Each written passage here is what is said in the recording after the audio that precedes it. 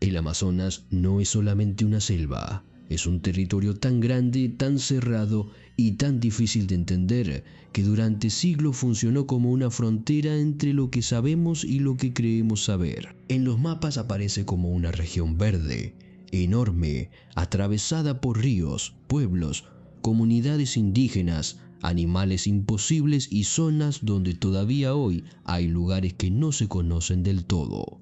Pero cuando uno empieza a revisar sus historias, aparece otra capa, una capa mucho más extraña.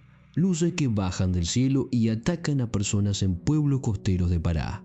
Criaturas gigantes que los cazadores describen como si fueran animales prehistóricos vivos. Exploradores que entran buscando ciudades perdidas y nunca vuelven. Guías misteriosos que prometen llevar extranjeros hacia reinos subterráneos y después esos extranjeros desaparecen. Ríos que hierven en medio de la selva, lejos de volcanes, como si la tierra respirara desde abajo. Hoy vamos a recorrer 5 misterios reales del Amazonas, no para decirte que todo sea extraterrestre, ni para afirmar que cada leyenda sea verdadera, sino para mirar qué se contó, qué se investigó, qué explicación se intentó dar y qué parte sigue quedando incómoda. Porque en el Amazonas muchas veces el misterio no aparece gritando. Aparece como una luz entre los árboles, como un olor que no debería estar ahí, como una historia que una comunidad repite durante generaciones, o como una persona que entra en la selva y simplemente deja de existir.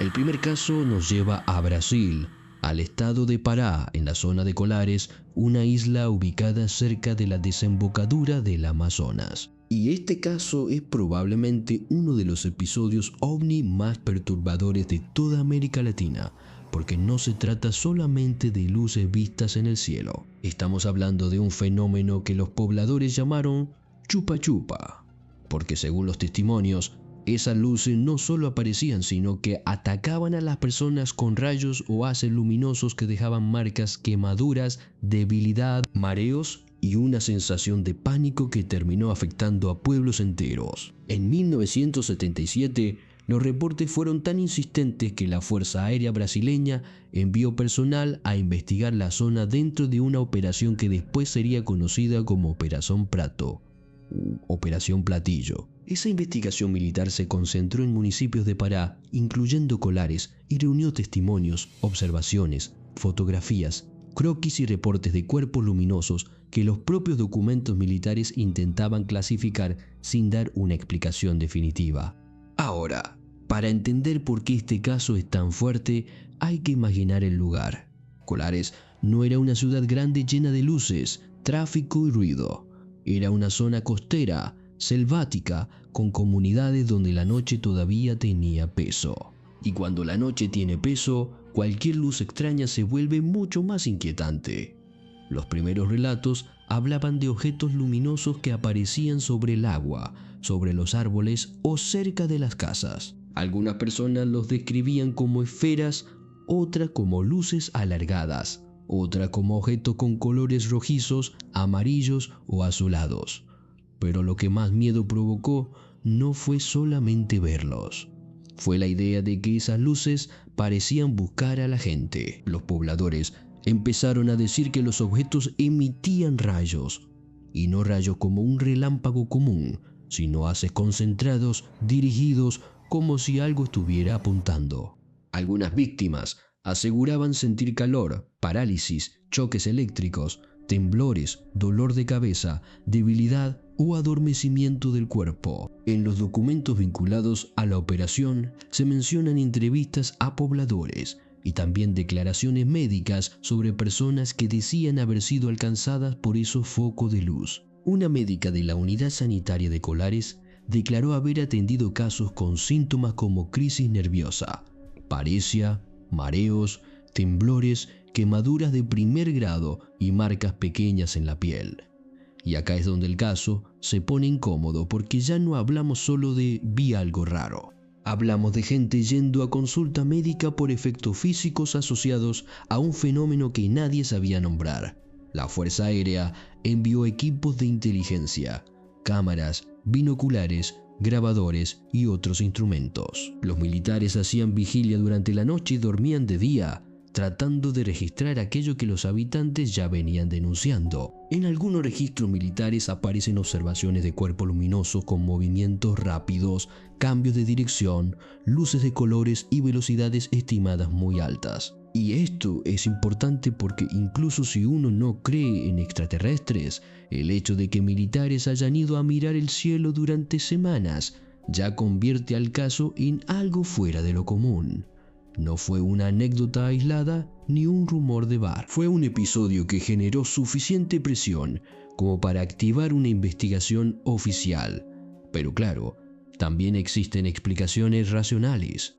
Algunos escépticos han propuesto que pudo haber una combinación de histeria colectiva, fenómenos atmosféricos, luces de embarcaciones, cuerpos celestes, confusión nocturna, sugestión y miedo comunitario. Y esto no se puede descartar. Cuando un pueblo entero entra en alerta, cada luz se vuelve sospechosa. Si una persona dice que fue atacada, otra puede empezar a interpretar cualquier malestar como parte del mismo fenómeno. La selva, el agua, la humedad, los reflejos y la oscuridad pueden crear ilusiones muy poderosas. Pero el problema con Colares es que la explicación psicológica no parece alcanzar para todo, porque hubo múltiples testigos, reportes médicos, observaciones militares, documentos croquis y un despliegue que no se arma por una simple confusión. Y además está el comportamiento atribuido a las luces: bajar, acercarse, seguir, apuntar, producir efectos físicos. Esas son las partes que hicieron que el caso se volviera legendario. No porque demuestre automáticamente una visita extraterrestre, sino porque parece describir un fenómeno activo, casi depredador. Lo más inquietante del Chupa Chupa no es imaginar una nave enorme flotando sobre el pueblo. Lo más inquietante es imaginar una luz pequeña, silenciosa, que aparece sobre tu casa en una noche húmeda del Amazonas. Una luz que no ilumina todo, sino que te apunta. Una luz que baja lo suficiente como para que puedas sentir calor en la piel y después se va, dejando a la comunidad entera preguntándose qué fue eso. Y acá aparece una idea que vamos a ver repetida en otros misterios amazónicos. En la selva, muchas veces el miedo no viene de algo que te persigue corriendo, viene de algo que observa, mide, aparece, toca y desaparece antes de que puedas entenderlo. El segundo caso nos lleva a una criatura que parece pertenecer a otro tiempo. Una criatura que muchos describen como si fuera una mezcla de animal prehistórico, monstruo de leyenda y advertencia indígena. Estoy hablando del Mapinguari. En el folclore amazónico, el Mapinguari aparece como un ser enorme, peludo, con un olor insoportable, fuerza brutal y un grito capaz de paralizar a quienes lo escuchan. Algunas versiones lo describen con un solo ojo, otras con una boca enorme en el abdomen, otras como una especie de perezoso gigante que camina entre los árboles dejando ramas partidas, huellas extrañas y un hedor que llega antes que él. Y acá hay algo fascinante. El Mapinguari no es simplemente un monstruo inventado para asustar niños. Es una figura que muchos investigadores han relacionado con la memoria cultural de antiguos animales gigantes, especialmente los perezosos terrestres del Pleistoceno. Estos animales existieron realmente en Sudamérica. Eran enormes, herbívoros, poderosos y se extinguieron hace miles de años. La pregunta extraña es esta: ¿pudo la memoria oral de pueblos amazónicos conservar la imagen de un animal desaparecido? ¿O algunos relatos sobre el Mapinguari nacieron a partir de encuentros con animales reales mal identificados? El ornitólogo David Koren llegó a estudiar la posibilidad de que las descripciones del Mapinguari estuvieran conectadas con relatos sobre perezosos terrestres sobrevivientes en la Amazonía. Aunque esa idea sigue siendo altamente discutida, lo que vuelve potente al Mapinguari es que su descripción no se siente como la de un depredador común. No es solamente un animal grande, Es algo que altera el ambiente. Los relatos hablan de un olor tan fuerte que enferma, como carne podrida mezclada con humedad y animal viejo. También hablan de sonidos profundos, de pasos pesados, de árboles moviéndose donde no debería haber nada tan grande. En algunas historias, los cazadores primero perciben el olor, después el silencio, después escuchan ramas quebrarse y recién después ven algo entre los troncos, una masa peluda que no se parece a un oso, ni a un tapir, ni a un mono, ni a ningún animal conocido de la zona. Y fíjense en algo, el Amazonas no tiene grandes osos como Norteamérica. Entonces, cuando un testigo amazónico describe una criatura enorme, peluda y bípeda, no tiene una explicación inmediata tan cómoda como era un oso. En otras regiones, muchos críptidos se explican con oso mal visto de noche. Pero en la Amazonia, esa respuesta no funciona igual. Eso no significa que el Mapinguari exista, pero sí significa que el relato nace dentro de un ecosistema donde ciertos errores de identificación tendrían que venir de otros animales, tapires, osos hormigueros, gigantes, monos, jaguares, animales enfermos, sombras, troncos, o incluso la combinación de miedo y selva cerrada. Hay testimonios modernos atribuidos a cazadores, comunidades indígenas y pobladores rurales en distintas zonas de la Amazonia brasileña y boliviana. Algunos dicen haber visto huellas enormes, otros aseguran que dispararon contra algo que no cayó. Otros hablan de animales domésticos desaparecidos o de zonas del monte donde nadie quiere entrar. Pero como suele pasar con los críptidos, falta la prueba definitiva. No hay un cuerpo, no hay una fotografía clara, no hay ADN reconocido, no hay una muestra que cierre el debate. Y sin embargo, la criatura sigue viva en el relato. ¿Por qué?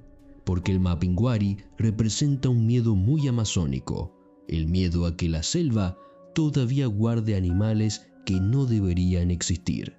En una ciudad, un monstruo así parece absurdo. Pero en una selva donde todavía se descubren especies, donde hay territorios difíciles de acceder, donde un cuerpo puede descomponerse o desaparecer rápidamente, la idea de una criatura escondida se vuelve mucho más difícil de descartar emocionalmente. La explicación escéptica diría que el Mapinguari es un conjunto de mitos, recuerdos deformados, animales mal identificados y relatos transmitidos por generaciones. Y probablemente, en muchos casos, sea eso. Pero hay una parte del mito que sigue siendo inquietante: la insistencia en detalles concretos. El olor, el tamaño, el pelo, el andar torpe, la fuerza, el grito, la asociación con lugares remotos. Cuando una leyenda mantiene ciertos rasgos durante tanto tiempo, uno empieza a preguntarse si detrás de la exageración no hubo alguna vez algo real. Y tal vez el Mapinguari no sea un perezoso gigante vivo. Tal vez no sea una criatura física tal como la describen. Tal vez sea la forma en que la selva le recuerda al ser humano que no todo lo que habita ahí está dispuesto a ser clasificado. Porque en el Amazonas, el peor error que puede cometer alguien es creer que ya lo conoce todo. El tercer caso nos lleva a una desaparición histórica, no una luz, no una criatura, no un río extraño, una desaparición, y no de una persona cualquiera, sino de uno de los exploradores más famosos del siglo XX, Percy Harrison Fawcett. Fawcett era un militar, cartógrafo y explorador británico que pasó años recorriendo Sudamérica. Estaba obsesionado con la idea de que en la Amazonia podía haber existido una civilización antigua, una ciudad perdida a la que él llamaba Zeta. En 1925, Fawcett entró en la selva brasileña junto a su hijo Jack y Raleigh Rimmel, amigo de su hijo.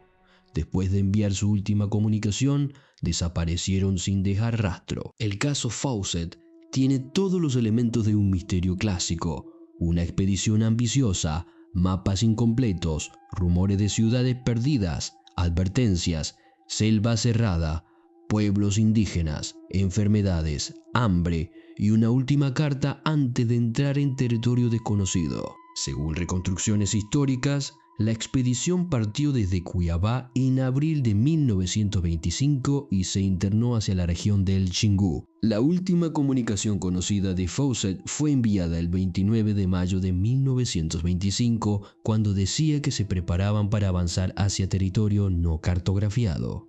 Después de eso, silencio. Y acá viene lo extraño. Durante años se organizaron búsquedas. Algunas personas creían que Fawcett había sido asesinado por comunidades indígenas.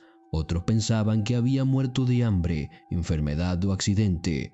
Otros sostenían que había encontrado la ciudad perdida y decidió no volver. Y como suele pasar con este tipo de desapariciones, cuanto menos aparecía, más crecía la leyenda.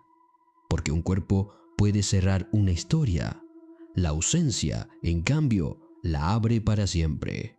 Fawcett no era un aventurero improvisado. Tenía experiencia, conocía riesgos, había trabajado como cartógrafo y tenía una relación compleja pero generalmente respetuosa con comunidades indígenas en comparación con otros exploradores de su época. Eso hace que su desaparición sea todavía más intrigante. No era alguien que entró a la selva sin saber nada, pero el Amazonas tiene una forma brutal de igualar a todos. Podés tener mapas, experiencia, armas, contactos, cartas, teorías, y aún así, un error pequeño puede ser suficiente. Una infección, una mordedura, una discusión, una ruta equivocada, una crecida de río, una fiebre, una tribu que no quiere contacto, una decisión tomada demasiado tarde. Lo más interesante es que durante mucho tiempo se burlaron de la idea de Fawcett sobre civilizaciones amazónicas complejas. La imagen clásica del Amazonas era la de una selva virgen, incapaz de sostener grandes sociedades urbanas. Pero investigaciones arqueológicas más recientes cambiaron esa visión. En distintas zonas de la Amazonia se han encontrado geoglifos, caminos, zanjas, plataformas, redes de asentamientos y señales de ocupación humana mucho más compleja de lo que se pensaba. En otras palabras, Fawcett tal vez estaba equivocado en la forma exacta de su ciudad Z, pero no necesariamente estaba equivocado al imaginar que la Amazonia antigua guardaba sociedades más avanzadas de lo que la academia de su época aceptaba. Investigaciones modernas sobre estructuras precolombinas, lidar y urbanismo amazónico han reforzado la idea de que grandes sistemas humanos existieron bajo lo que hoy parece selva continua. Y ahí el caso se vuelve más profundo, porque Fawcett desapareció buscando algo que muchos consideraban una fantasía. Pero casi un siglo después, la ciencia empezó a demostrar que la Amazonia sí escondía rastros de civilizaciones antiguas. No exactamente como él imaginaba, tal vez no una ciudad dorada ni un reino perdido de novela, pero sí sociedades organizadas, con caminos, estructuras y transformación del paisaje. Entonces la pregunta cambia. ¿Fawcett desapareció persiguiendo un mito absurdo o desapareció acercándose demasiado a una verdad que su tiempo todavía no podía aceptar? La explicación más probable sigue siendo una muerte en la selva. Violencia, enfermedad, hambre, accidente o conflicto. Pero el misterio no se apaga porque nunca se encontró una prueba final. No hay una tumba indiscutible, no hay restos confirmados. No hay un relato universalmente aceptado, solo versiones, y en la historia del misterio las versiones son combustible. Lo inquietante de Fawcett no es solo que desapareció, es que desapareció en busca de una ciudad que, de alguna manera, la arqueología moderna volvió menos imposible. Y eso hace que su historia se sienta como una puerta mal cerrada. Tal vez no encontró Z, tal vez nunca estuvo cerca, pero su desaparición quedó pegada para siempre a una idea irresistible, que el Amazonas no solo esconde animales y ríos, sino también pasados enteros tragados por la vegetación.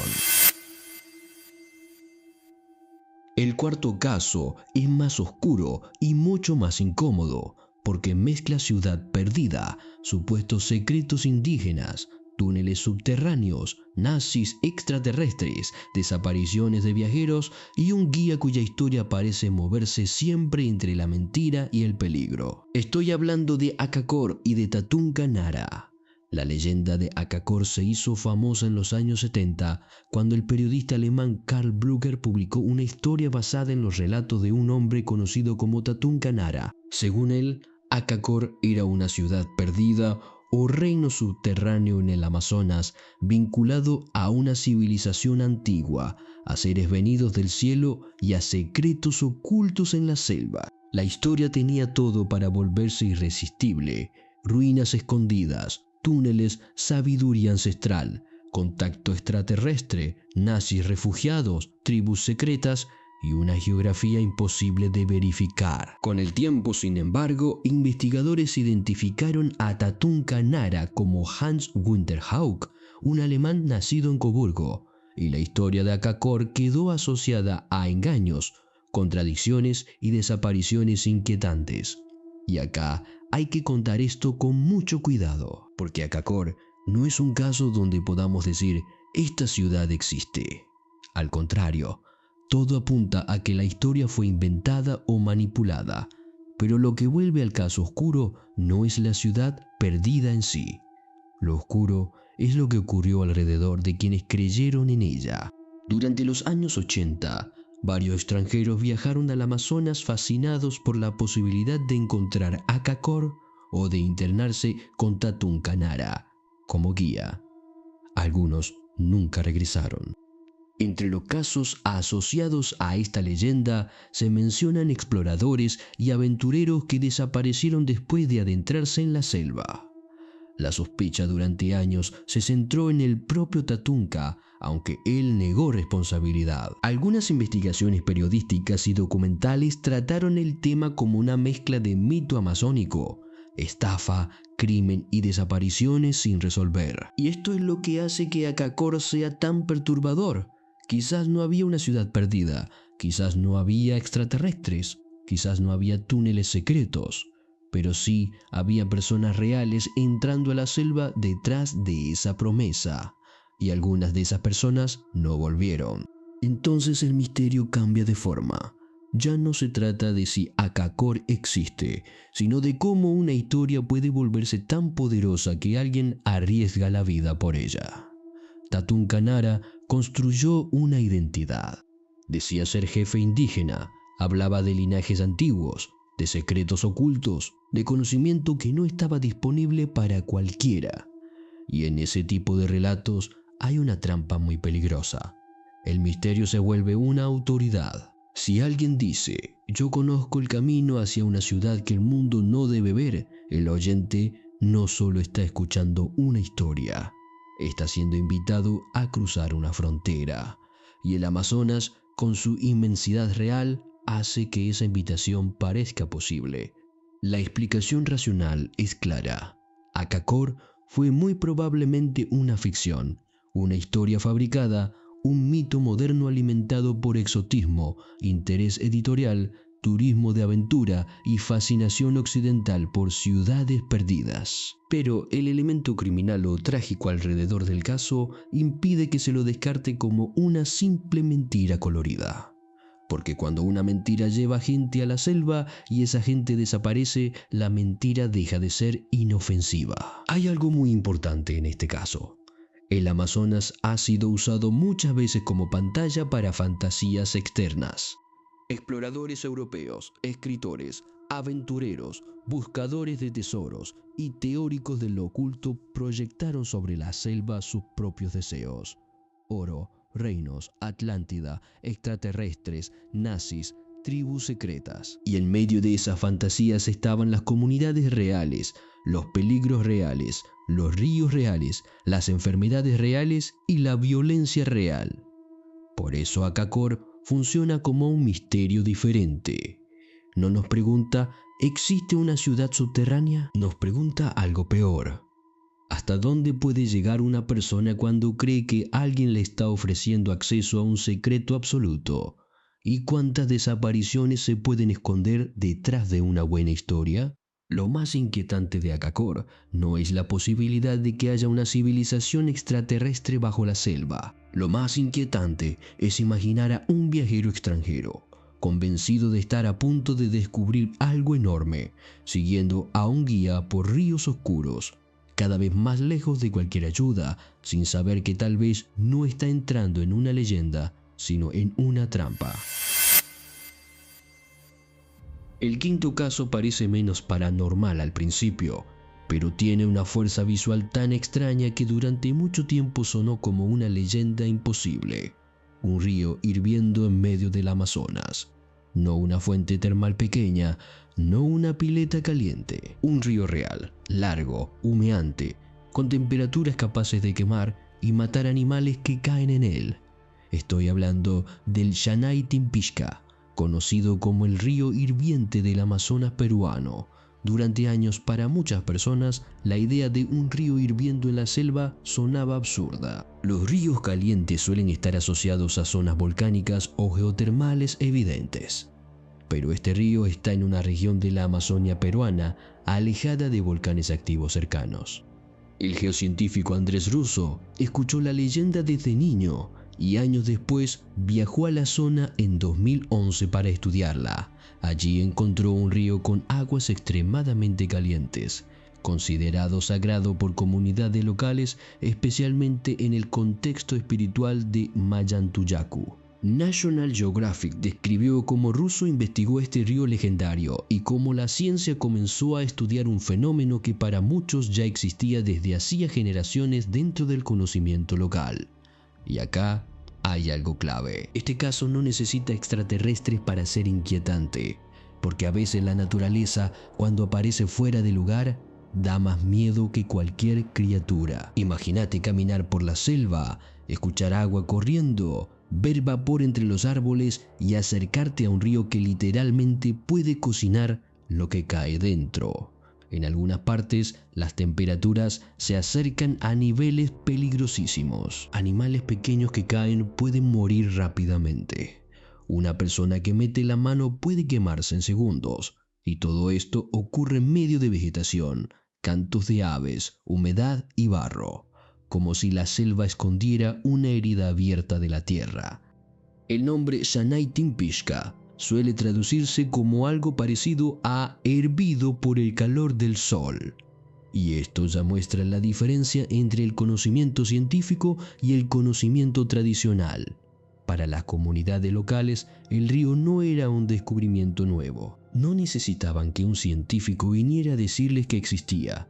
Ya formaba parte de su territorio, de sus relatos, de su espiritualidad y de su manera de entender la selva. Lo que hizo la ciencia fue llevar ese fenómeno a un lenguaje geológico global, medir temperaturas, estudiar el origen del calor, plantear hipótesis sobre circulación hidrotermal profunda y proteger el lugar. La explicación actual apunta a un sistema geotermal donde el agua de lluvia se filtra, baja a profundidad, se calienta dentro de la corteza y vuelve a emerger en la superficie.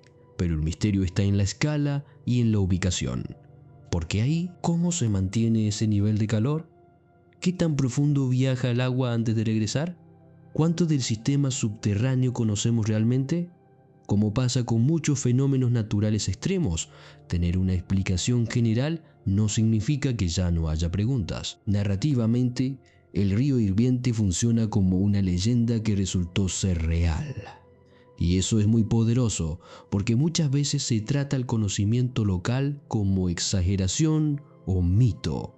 Pero en este caso, la historia de un río imposible no era una fantasía.